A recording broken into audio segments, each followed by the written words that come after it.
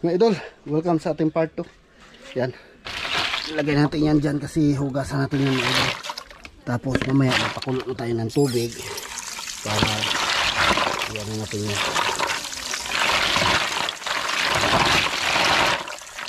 Kulo ang tubig para tanggalin natin yung laman niya. Hugasan natin.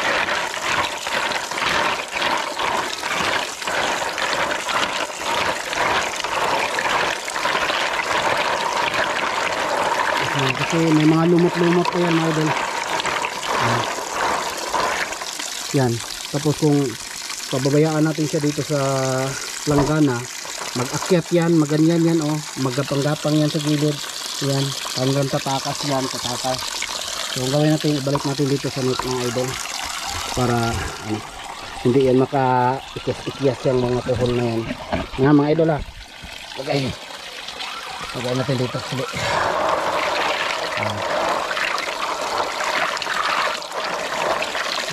Dami.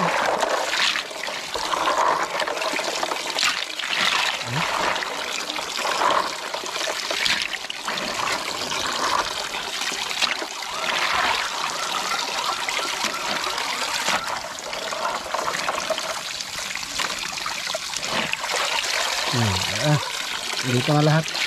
Kamay.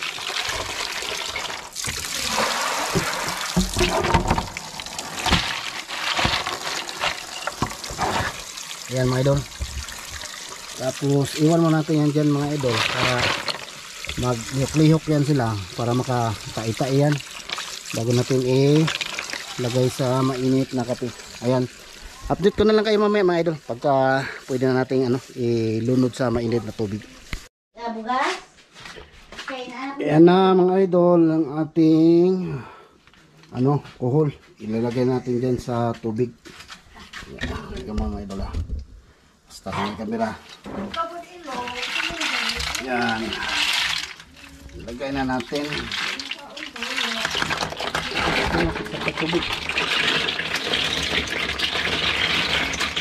Yan. Mikos-mikos yan.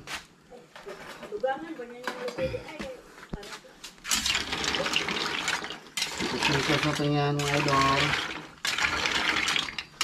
Para magluluto yan siya. Malabas yung kanyang ulo.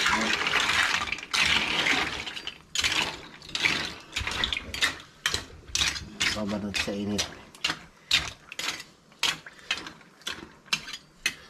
Yan. So ayan mga idol. Pagka mamaya mga idol, update ko kayo mamaya pagka lilinisan na natin mga idol ha. Yung mga idol, ayan na yung natin mga idol oh. Ating kuhol. Bali, tatanggalin ko na siya ngayon mga idol. Ayan, lulugitin ko sa tinidor yung laman niya, tapos lalagay natin dito. Tapos yung kanyang shell, lalagay natin doon. Okay mga idol, ayan. So update kayo ulit mga idol pag malinis na, pag nalugit na ang tanan. Ay, mga madi. Yun mga idol, ayan, kita nyo mga idol oh. Yan. Yan yun ang natin, nakuha natin na karne ng kuhol. Bali isang plato talaga. Yan. So ngayon, ang gagawin natin mga idol ay lalagay natin dito. Tapos lagyan natin siya ng asin. Tapos lagyan siya ng suka. Babad muna natin mga idol para matanggal yung kanyang amoy niya. Ayan mga idol. Babad natin sa asin at suka. Yan. Tapos mikos-mikos niya. Mikos-mikos mga idol. Yan. Para matanggal yung amoy niya. Kasi pag di natin ganyanin mga idol, yung amoy ng karne ng kuhol, amoy amoy kangkong. Amoy kangkong kasi kangkong kinakain ito eh.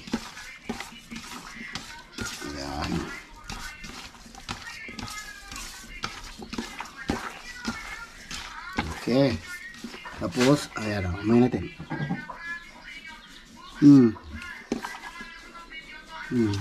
Ayan. May suka na siya.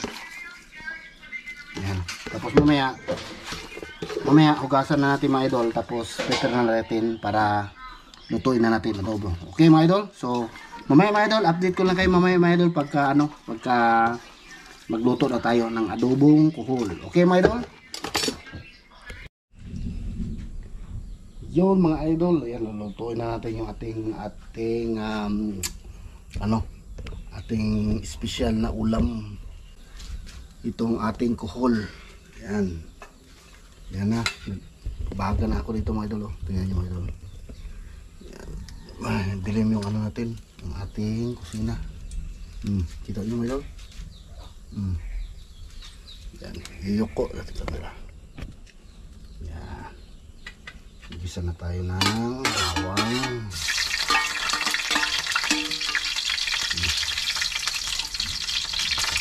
Yan mga idol, kita nyo.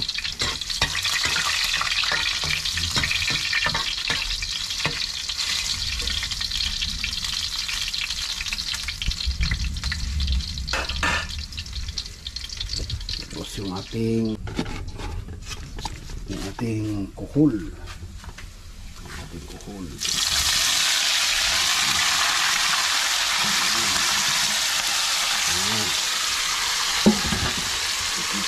Tayo mga idol. Dito. Ayan.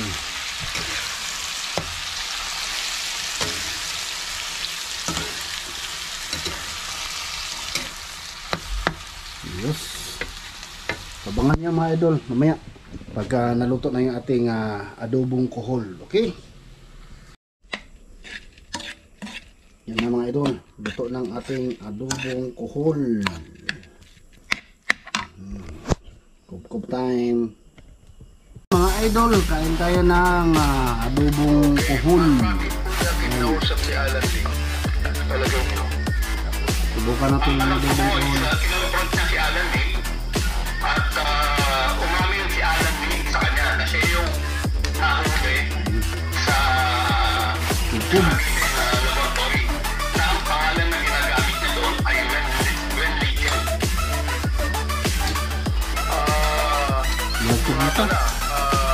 Kaano mo si Miss Roslyn? Kaano mo sa Alan Alam ko dito. Your Honor, hindi ko kilala si Alan Lee. Okay. So, Colonel Asherto, Naman ba? yung tumor rate, kailan po nangyari ito? Tumor rate, December 31 po, 2004. 2004. Sino po ang Nagpumita na. Pilipinas na Nagpumita? General Aglipay po. General Aglipay. Okay. Pero po yung isang tanong doon, no? Sino po ba ang mga taong pinantiyan ninyo sa inyong surveillance? Tungkol dito. Ang prominent po doon, na pangalan ay si Alan C. Alan C. Nasa ano po siya ngayon? Kawalda na po.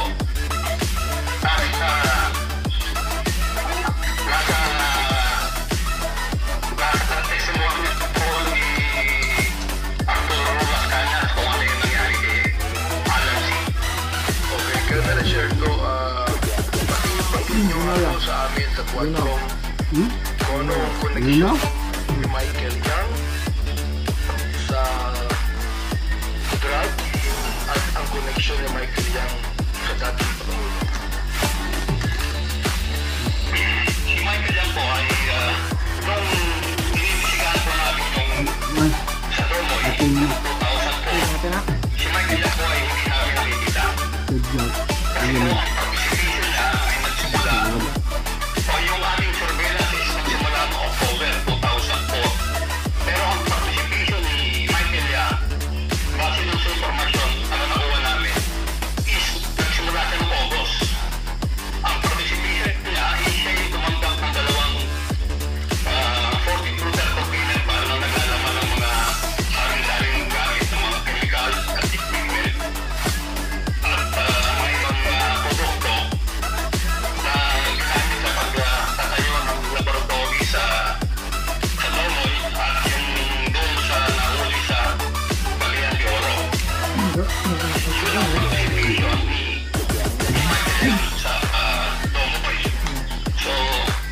siya. Yeah.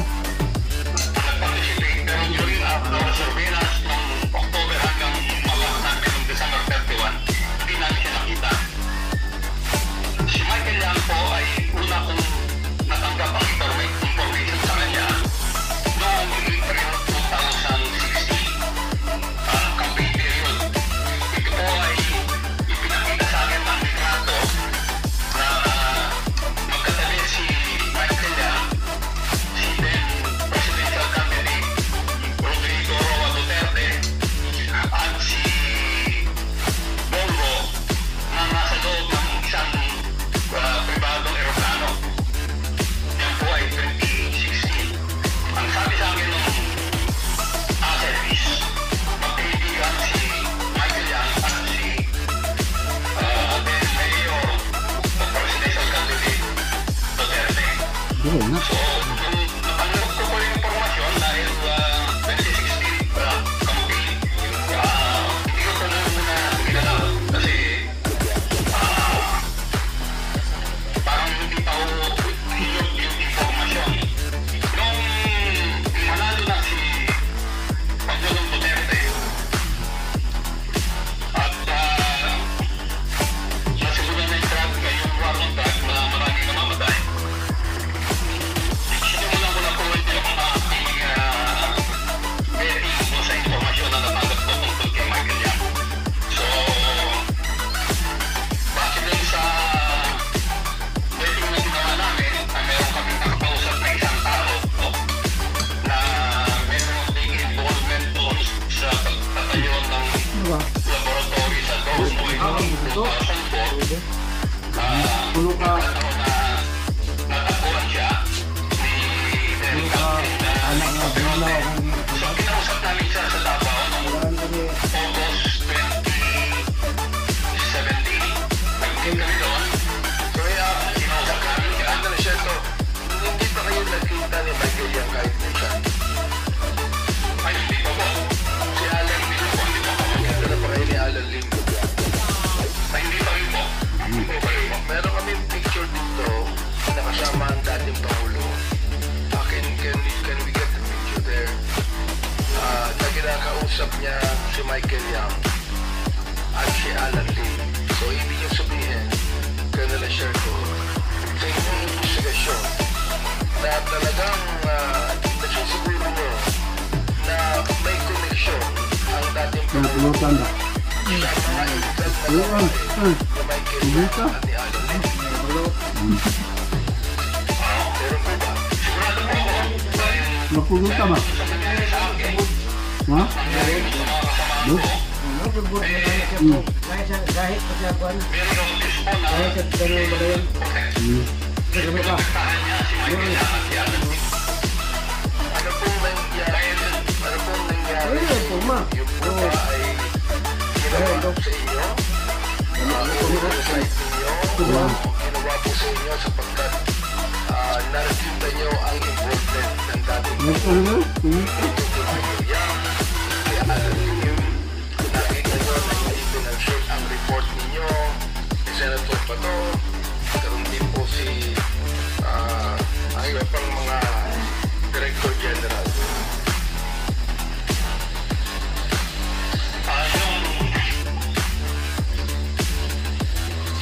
Parang lumabas po kasi hindi nila ma-dispute yung aking report kasi supported naman po ng mga dokumento. May mga warrant po pa rin si Jokan Sudua, merong court decision si UN Region o si Alan Lim sa Cavite. So,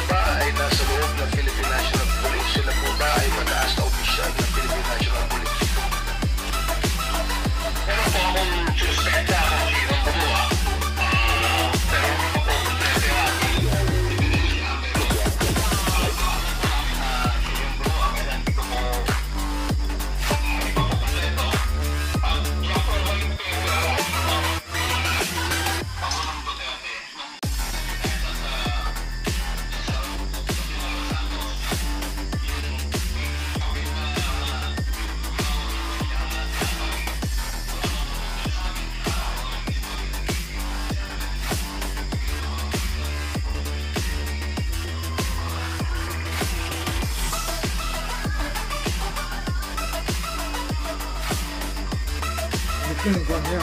Hmm? King ba? Hmm. King Dito yung sa nalong. Kaya mo. Ini ko ba? Hmm. Yan ba? Kangkong. Daghan sa kangkungan. Kangkong tinaon.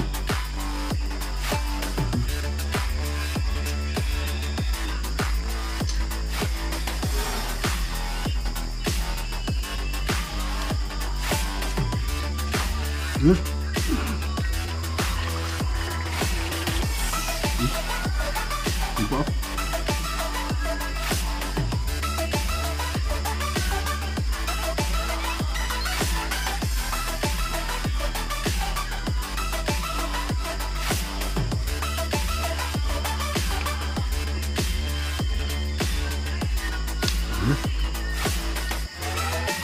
Okay, na. Thank you for watching.